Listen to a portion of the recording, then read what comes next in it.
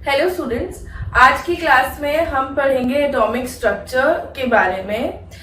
Here we are starting atomic structure and chemical bonding. पहले हम पढ़ेंगे एटॉमिक स्ट्रक्चर के बारे में कि आपके पास जो एटम होता है वो बेसिकली क्या चीज होती है और उसके अंदर क्या क्या कंपोनेंट्स होते हैं and how are the electrons actually filled in an atom.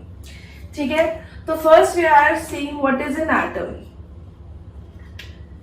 Basically अगर हम एटम को देखें तो स्टार्टिंग में जब कुछ भी नहीं पता था तब एक डाल्टन्स एटॉमिक थ्योरी आई थी। डाल्टन साइंटिस्ट ने बोला था कि एटम आपके पास ऐसा सबसे छोटा पार्टिकल होता है जिसे हम फर्दर डिवाइड नहीं कर सकते। It is the smallest indivisible particle, तो you can not further divide the atom. सारे एलिमेंट्स के जो एटम्स होते हैं वो एक दूसरे से डिफरेंट होते हैं, बट किसी भी एक पर्टिकुलर एलिमेंट का एटम होगा, उसके कितने भी सारे एटम्स हो वो एक दूसरे से क्या होंगे, similar. These were all the postulates of Dalton's atomic theory. He also said कि जो आपके पास एटम्स हैं डिफरेंट एलिमेंट्स के वो कंबाइन करते हैं in a definite proportion to give a compound. ठीक है, बट लेकिन फर्दर ऑन डिस्कवरीज के साथ में by the discovery of electron and proton and neutron it was established कि एटम आपके पास एक इंडिविजिबल पार्टिकल नहीं होता है। Atom is a small particle, it is very small, it has the radius of approximately 10⁻⁻10 meters, but atom आपके पास सबसे छोटा पार्टिकल नहीं होता है। ठीक है, तो एटम होता क्या है? एटम बेसिकली आपके पास वो इंडिविजुअल पार्टिकल है जो कि अकेला एग्जिस्ट कर सकता है। It is a small particle which can exist individually. अकेला ये इंडिपेंडेंटली एग्जिस्ट कर सकता है। किसी भी एक एलिमेंट के सारे एटम्स आपके पास सेम केमिकल प्रॉपर्टीज दिखाते हैं। अलग अलग अगर हमारे पास एलिमेंट्स हैं तो उन एलिमेंट्स के एटम्स अलग अलग तरीके की प्रॉपर्टी दिखाएंगे। They will be processing different chemical properties, तो दे आर नॉट आइडेंटिकल। ठीक है, तो it is a very small particle, atom it is a very small particle which can exist individually या इंडिपेंडेंटली। मतलब इसको जरूरत नहीं है किसी और चीज की, अगर ये एग्जिस्ट अकेला करना चाहता है तो ये कर सकता है। हमारे पास जो हमें जनरली एलिमेंट्स मिलते हैं वो समटाइम्स कंबाइंड फॉर्म में भी होते हैं, जो हमने पढ़ा है कि एटॉमिसिटी होता है, बट लेकिन ऐसा नहीं है कि सिंगल एटम एग्जिस्ट ही नहीं कर सकता। सिंगल एटम आपके पास एग्जिस्ट कर सकता है। ठीक है, ये सबसे स्मॉलेस्ट वो पार्टिकल है जो कि किसी केमिकल रिएक्शन में पार्टिसिपेट कर सकता है। ठीक है, इसका रेडियस आपके पास अप्रोक्सीमेटली 10⁻⁻10 मीटर का होता है। ठीक है, अच्छा, तो ये तो एटम के बारे में बेसिक बात हो गई कि एटम आपके पास एक स्मॉलेस्ट पार्टिकल है जो कि इंडिविजुअली एग्जिस्ट कर सकता है। It is the smallest particle which can participate in a chemical reaction. It has a radius of about 10⁻⁻10 meter, but it is not the indivisible particle. ये आपके पास indivisible नहीं होता है। It can be further divided into many other small particles, which are called subatomic particles. Subatomic particles होते हैं जो कि आपके पास एटम के अंदर पाए जाने वाले पार्टिकल्स होते हैं। These are subatomic particles. ठीक है, एक होता है सबसे पहले हमारे पास electron. It was discovered by J.J. Thomson और ये नेगेटिवली चार्ज पार्टिकल्स होते हैं।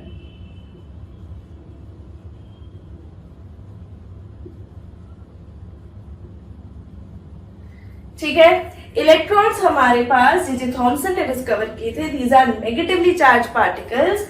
इनका जो मास होता है that is approximately 9.1 into 10⁻⁻31 kilogram. इतना इनका मास अप्रोक्सीमेटली होता है। इलेक्ट्रॉन जे थॉमसन ने डिस्कवर किए थे। ये नेगेटिवली चार्ज पार्टिकल्स होते हैं, मास इनका करीब इतना होता है। और इस पे अगर हम चार्ज देखें कि एक इलेक्ट्रॉन पे अगर हम चार्ज देख रहे हैं, इट इज -1.602 इंटू 10⁻⁻19 कूलम, ठीक है। The charge on an electron it is 1.602 into 10 की पावर माइनस 19 कूलम। कूलम आपके पास चार्ज की एक यूनिट होती है, जैसे ये मास की यूनिट होती है किलोग्राम, ग्राम वगैरह, वैसे ही coulomb is the charge of, coulomb is the unit of charge. तो सेकंड होता है हमारे पास proton. It was discovered by E Goldstein. These are positively charged particles.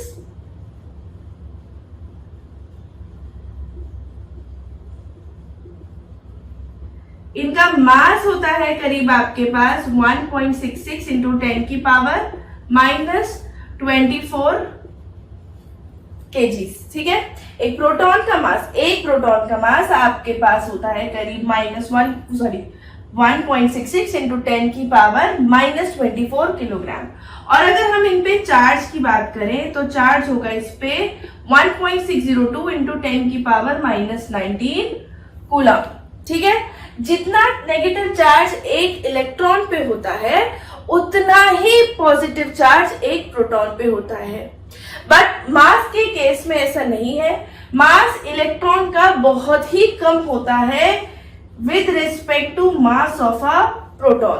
तो जब भी हम किसी एटम का मास कैलकुलेट करते हैं तो we generally neglect the mass of electron because it is very very less than the mass of a proton, ठीक है। ये हम एटम के अंदर आने वाले कुछ सब एटॉमिक पार्टिकल्स के बारे में बात कर रहे हैं।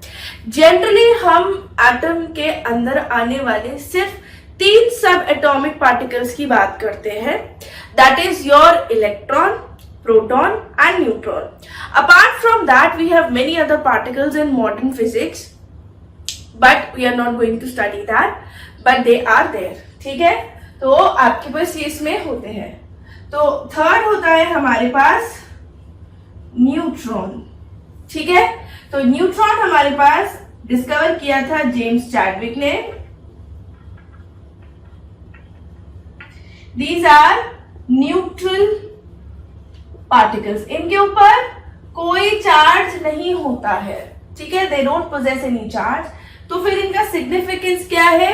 दे हैव मास। अगर हम इनका मास देखें तो their mass is comparable to the mass of a proton, और कुछ ज्यादा, हल्का सा ज्यादा ही होता है। इनका मास आपके पास प्रोटॉन के मास के करीब होता है, slightly greater than the mass of a proton. So they have the significance in the mass. तो ये एटम में मास के रूप में कंट्रीब्यूट करते हैं, ठीक है। और चार्ज तो इन पे कुछ है ही नहीं। सो दीज आर 3 सब एटॉमिक पार्टिकल्स जो कि after Dalton who said atom is indivisible, अलग अलग साइंटिस्ट ने अपने एक्सपेरिमेंट से इन 3 पार्टिकल्स को डिस्कवर किया। So then it was known कि आपके पास एटम के अंदर ये 3 पार्टिकल्स होते हैं, ठीक है। Now once you have established कि एक एटम के अंदर आपके पास ये वाले पार्टिकल्स हैं, now the next question arises is how are they arranged. ये किस तरीके से किसी एटम के अंदर अरेंज्ड होते हैं, ठीक है। तो एटम के अंदर जो इनका अरेंजमेंट है उसको डिफाइन करने के लिए भी अलग अलग साइंटिस्ट ने अपने अलग अलग थ्योरीज दिए। We are just taking the final conclusion कि हम बेसिक सेंस में किसी भी एटम के अंदर क्या मान के चलते हैं, उसका स्ट्रक्चर किस तरीके का होता है। So generally, after all these studies by the J.J. Thomson, by Rutherford, de Boer and all that, हम जनरली स्टडी करते हैं कि जो आपके पास एटम है, एटम एक स्फेरिकल शेप का पार्टिकल होता है, ठीक है। It is in the shape of a sphere. उस स्फेयर के अंदर आपके पास एक सॉलिड एंटिटी होती है which is called the nucleus, ठीक है।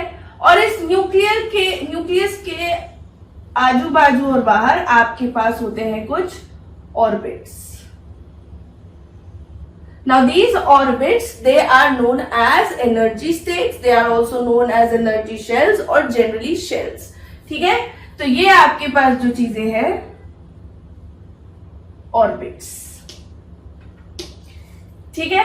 ये ऑर्बिट्स आपके पास n नंबर से हम डिनोट करते हैं कि ये आपके पास n इज इक्वल टू 1 है, first shell, the nearest shell to the nucleus is called the first shell, ठीक है, and this is the second shell and this is the third shell, ठीक है। जो n आपके पास 1 होता है उसको हम कहते हैं जनरली k शेल, जो n आपके पास 2 है उसको हम कहते हैं l शेल, जो n आपके पास 3 है that is called m shell and so on, ठीक है, k l m n o p and all that, ठीक है। तो न्यूक्लियस के अंदर ये माना जाता है कि न्यूक्लियस के अंदर आपके पास दो पार्टिकल्स होते हैं, that is your proton and neutron. तो ये जो सॉलिड एंटिटी है, जो सॉलिड थोड़ा सा पार्ट है of the atom which is resided in the centre of the atom, it is basically made of the protons and the neutrons, ठीक है। तो अगर ये प्रोटॉन और न्यूट्रॉन्स का बना हुआ है तो इसका चार्ज कैसा होना चाहिए, पॉजिटिव, क्योंकि प्रोटॉन पे आपके पास पॉजिटिव चार्ज होता है and neutron does not have any charge. तो क्योंकि हमारे पास प्रोटॉन पे पॉजिटिव चार्ज होता है एंड न्यूट्रॉन के पास कोई चार्ज ही नहीं है, that is why the nucleus is positively charged, ठीक है। और अगर मैं आपके पास एक्स्ट्रा न्यूक्लियर पार्ट की बात करूं, एक्स्ट्रा न्यूक्लियर रीजन, उसका मतलब हमारे पास जो शेल्स बची हैं, इन शेल्स के अंदर क्या आते हैं आपके पास, electron. So we assume that these electrons are revolving round the nucleus, ठीक है। ये इलेक्ट्रॉन आपके पास इस न्यूक्लियस के चारों तरफ घूम रहे हैं, ठीक है। तो N1, N2, N3 में क्या आएंगे आपके पास, इलेक्ट्रॉन्स, ठीक है। तो बेसिकली मास आपके पास प्रोटॉन और न्यूट्रॉन की वजह से होता है, और जो ये इलेक्ट्रॉन्स है ये आपके पास राउंड अबाउट में घूमते रहते हैं, ठीक है। तो ऐसा नहीं है कि आपके पास इन इलेक्ट्रॉन्स का कोई सिग्निफिकेंस नहीं है, they have significance in the charge of the atom, ठीक है। क्योंकि किसी भी न्यूट्रल एटम के अंदर, इन अ न्यूट्रल एटम, अगर एटम न्यूट्रल है, ठीक है, तो न्यूट्रॉन चाहे उसके अंदर कितने भी हो, क्योंकि न्यूट्रॉन आपके पास, neutrons are just neutral, they don't carry any charge. Neutron के ऊपर कोई भी चार्ज नहीं होता है, तो न्यूट्रॉन की वजह से तो कोई चार्ज आ नहीं रहा। तो अगर हमारे पास कोई न्यूट्रल एटम है, in a neutral atom number of proton will be equal to number of electron, ठीक है। जैसे हमने अभी डिस्कस किया था कि इलेक्ट्रॉन के ऊपर जो चार्ज होता है दैट इज -1.602 इंटू 10 की पावर -19 कूलम्स, ठीक है। और आपके पास जो प्रोटॉन पे चार्ज होता है दैट इज पॉजिटिव में 1.602 इंटू 10 की पावर -19 कूलम। तो अगर मेरे पास कोई न्यूट्रल एटम है, if I have a neutral atom, then the number of proton will be equal to the number of electron, ठीक है। और इसी बेसिस पे हम किसी एटम का क्या निकालते हैं, atomic number, atomic number. It is denoted by Z, Z से हम इसको डिनोट करते हैं, ठीक है। किसी एलिमेंट का अगर सिंबल X है तो उसका एटॉमिक नंबर उसके नीचे लिखा जाता है in the subscript, this is called the subscript. जो ऊपर लिखा जाता है उसे हम कहते हैं सुपरस्क्रिप्ट, ठीक है। तो सबस्क्रिप्ट में लिखे जाने वाला आपके पास एटॉमिक नंबर होता है, it is denoted by Z। तो it is equal to the number of proton और the number of electron in a neutral atom. किसी भी न्यूट्रल एटम के अंदर जितने नंबर ऑफ प्रोटॉन रहेंगे या जितने नंबर ऑफ इलेक्ट्रॉन रहेंगे वही उसका क्या होगा, एटॉमिक नंबर। अगर आपके पास एटम न्यूट्रल नहीं है, सपोज आपको एटम पे कुछ चार्ज दिखाई दे रहा है, if you can see like positive charge और negative charge, then you will not use this, ठीक है। तो भी जितने न्यूट्रल में रहे होंगे वही उसका एटॉमिक नंबर है, ठीक है। Then you have mass number. Mass number हम इसलिए यूज करते हैं, it is denoted by first of all A, और मास नंबर किसी भी एटम का तब काम आता है जब आपको ये देखना हो कि बेसिकली इसका मास किस रेंज में जा सकता है। अगर मुझे पता है मास किस पे डिपेंड करता है, on the protons and the neutrons, because with respect to the mass of a proton and a neutron, the mass of electron is negligible. So basically the mass of an atom depends on the mass of proton or a neutron. ठीक? Now what would be the mass of an atom?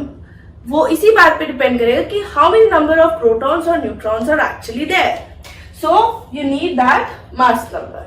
ठीक है, तो mass number हमारे पास denote किया जाता है ए से, और ये आपको बेसिकली राउंड अबाउट बता देता है कि मास आपके पास करीब कितना होगा किसी एक एटम का, because you know the actual mass of a proton, you know the actual mass of a neutron. Now if you know the number of that you can find it out in kilograms. ठीक है, तो mass number it is the number of proton plus number of neutron in an atom. ठीक है, तो it is the number of proton plus number of neutron. Suppose you are given with the atomic number and you are given with the number of neutrons. Okay, now you need to find out what is the mass number. तो atomic number of proton के ही equal होता है. You can add the number of neutrons and you will find out the mass number. और mass number आपके पास superscript में लिखा होता है किसी भी एलिमेंट के सिंबॉलिक रिप्रेजेंटेशन में. Now what is the symbolic representation? कि आपके पास किसी एलिमेंट का लेटर्स में सिंबल हो, उसमें उसका एटॉमिक नंबर और मास नंबर लिखा हुआ हो. Suppose for example oxygen 8 and 16. That means 8 is the atomic number of oxygen and 16 here it is the mass number of oxygen. ठीक है, so this is about the atomic number and the mass number. Now अगर हमारे पास, जैसे मैंने आपसे कहा कि ये शेल्स होते हैं और इन शेल्स में आपके पास इलेक्ट्रॉन्स रिसाइड करते हैं. ठीक है, जैसे हमारे पास ये N1 है, N2 है, N3 है. जो इलेक्ट्रॉन्स है आपके पास वो इन्हीं में रिसाइड करेंगे. ठीक है, the electrons will be in these shells. Now अब ऐसा नहीं होता कि ये जो है ये इक्वली डिस्ट्रीब्यूट कर ले कि भाई हमारे पास 4 इलेक्ट्रॉन है, 2 तू रख ले, 2 हम रख ले. हमारे पास 6 इलेक्ट्रॉन है, 3 हम एक शेल रख ले, 3 एक शेल रख ले, भी सब में डिस्ट्रीब्यूट होने हैं. सो इसके लिए आपके पास एक बहुत बड़ी फॉर्मूला होता है कि कितने इलेक्ट्रॉन्स आपके पास किसी शेल में आ सकते हैं. तो next we are going to learn the how to write the configuration of an atom. ठीक है, इलेक्ट्रॉनिक कॉन्फ़िगरेशन के लिए कि कैसे इलेक्ट्रॉन डिस्ट्रीब्यूट होते हैं इन डिफरेंट शेल में, उसके लिए होता है हमारे पास एक बहुत बड़ी रिलेशन कि maximum number of electron in a shell is equals to 2n square. 2n का square. Maximum number of electron in a shell is equals to 2n square, where n is the shell number. ठीक है, जहां पे n आपके पास shell number होगा. तो अगर आपके पास if n is equals to 1 है तो n की वैल्यू अगर हम इसमें 1 रख देंगे तो मैक्सिमम नंबर ऑफ इलेक्ट्रॉन कितने आ जाएंगे? 2 into 1 का स्क्वायर, दैट विल बी 2. तो फर्स्ट शेल में हमारे पास मैक्सिमम कितने इलेक्ट्रॉन आ सकते हैं? ओनली 2. अगर हम देखें if n is equals to 2 है तो maximum number of electron will be equal to 2 into 2 का स्क्वायर, दैट विल बी 8. यानी कि सेकेंड शेल के अंदर आपके पास मैक्सिमम 8 इलेक्ट्रॉन्स फिट हो सकते हैं. If n is equals to 3 तो maximum number of electron will be equal to 2 into 3 का स्क्वायर, दैट विल बी 18. ठीक है, 3 into 3 9 and into 2 that is 18. तो अगर हम इस प्रकार से देखें तो फर्स्ट शेल में मैक्सिमम 2, दूसरी में 8, तीसरी में 18, फिर फोर्थ में 32. इस तरीके से मैक्सिमम नंबर ऑफ इलेक्ट्रॉन आ सकते हैं. ठीक है, so these are just maximum number of electrons that can be put in a shell. तो अगर जैसे हमारे पास ये हमने इतने maximum number of electrons fit करने हैं, तो जरूरी नहीं है आपके पास किसी भी एटम के अंदर इतने ही इलेक्ट्रॉन्स होंगे कि सारे के सारे फिट हो जाएं। सपोज जैसे हमारे पास है हाइड्रोजन। हाइड्रोजन का एटॉमिक नंबर होता है 1, इसका सिंबल होता है H एंड इसका एटॉमिक नंबर होता है हमारे पास 1. So it has only one electron. So that one electron will come in the first shell. Like this is the electronic configuration of hydrogen. Next हमारे पास एलिमेंट होता है helium. Helium का atomic number है 2, ठीक है, and the symbol is He. तो helium के पास 2 electron है, वो दोनों किस में आ जाएंगे? फर्स्ट शेल के अंदर। Next we have lithium. The atomic number is 3 and the symbol is Li. ठीक है, कभी भी किसी भी एलिमेंट का अगर हम सिंबल लिखते हैं तो अगर उसमें 2 आपके पास लेटर्स हो रहे हैं, if you are having 2 alphabets, तो उसमें से first alphabet will be capital and the second alphabet will be in small letters, ठीक है। तो दिस इज 3Li. नाउ जो हमारे पास फर्स्ट शेल है, हमने देखा उसके अंदर मैक्सिमम आपके पास कितने इलेक्ट्रॉन आ पा रहे थे? 2, ठीक है। तो यानी कि जब 2 यहाँ पे फर्स्ट शेल में फिल हो जाएंगे तो जो थर्ड इलेक्ट्रॉन है वो हमारे पास आएगा सेकेंड शेल के अंदर, ठीक है। अब ये सेकेंड शेल हम देख रहे हैं ये पूरी कंप्लीट नहीं हुई, इसमें हमारे पास 8 इलेक्ट्रॉन्स आ सकते हैं। तो जब तक इसमें 8 फिल नहीं हो जाते तब तक यही वाली शेल इन यूज चलती रहेगी, ठीक है। तो देन वी हैव बेरिलियम,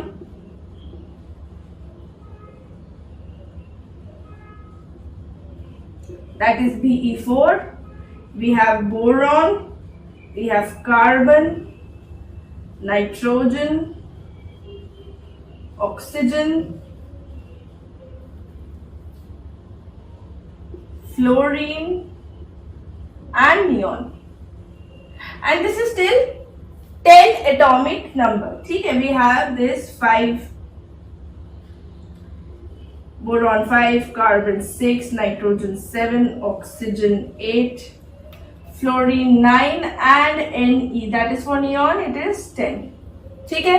तो यहाँ पे क्या हो जाएगा? 2, 2, 2, 3, 2, 4, 2, 5, 2, 6, 2, 7 and 2, 8, ठीक है।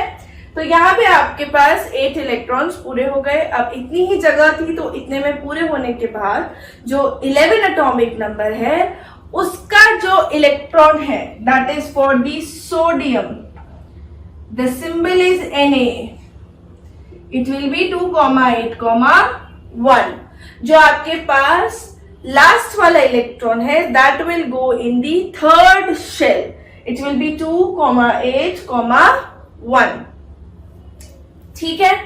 So this is how you write the configuration. This is not फ्लोमीन, दिस इज फ्लोरीन, ठीक है।